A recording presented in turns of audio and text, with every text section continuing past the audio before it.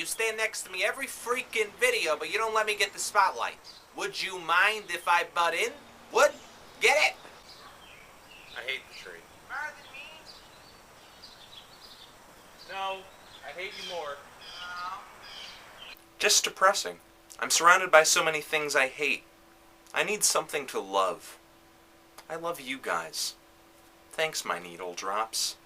Fetal drops. We're going to do an album review of Bath's Cerulean. This was taken from the mod box, it made it to #1, and was suggested by Eastside3673. What a cool dude. Bath's is the solo project of Will Weissenfeld, and this is his debut under the pseudonym. But Cerulean isn't Bath's first rodeo.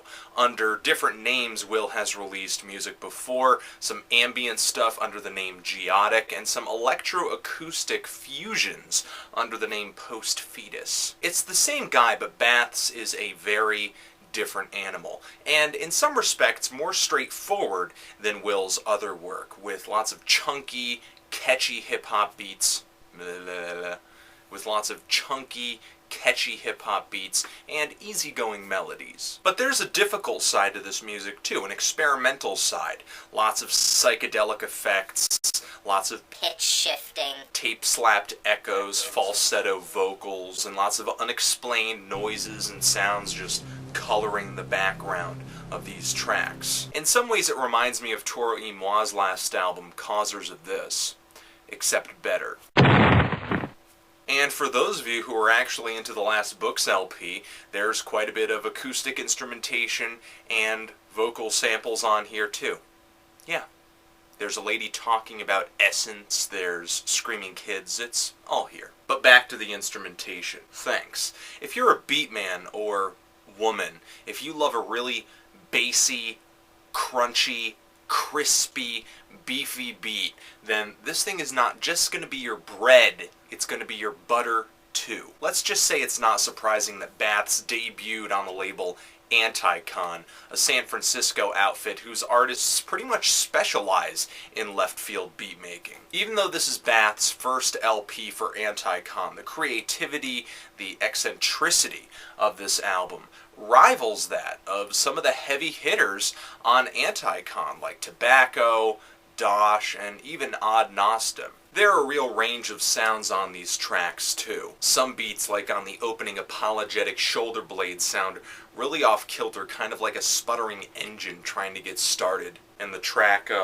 Heart is actually this piano-powered thud bap ballad with a really straightforward song structure and a nice melody. It's possibly the closest this thing comes to churning out a pop song. And there are some moments on this LP that are very easy on the ears, with lots of airy synths just floating in the background, and the edge is kind of taken off the beat in order to sort of make it more ambient, a little softer, and just kind of relaxing. Yes, I have a gripe.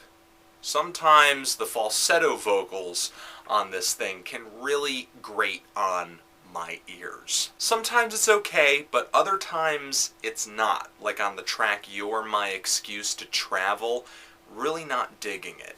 Not just because the falsetto vocals that I'm just kind of on the fence with are on the track, but they're multi-tracked, so it's kind of like listening to several copies of something that I don't like, layered over one another into a musical casserole. But not all the tracks are done in that high-pitched manner. Cerulean was a little bit of a roller coaster for me, a couple huge dips in my enjoyment, but still, I'm feeling a light 8 on this thing. Most of the tracks were fantastic. I love the creativity of this record. It's about as fun as playing with Legos. If you like playing with Legos. It's got lots of personality, lots of interesting sounds, just tons and tons of color, and only a few moments that to me sort of felt like unfinished ideas. But what do you think of this album? Do you love it? Do you hate it? And why? Anthony Fantano, Bath's Cerulean. Forever.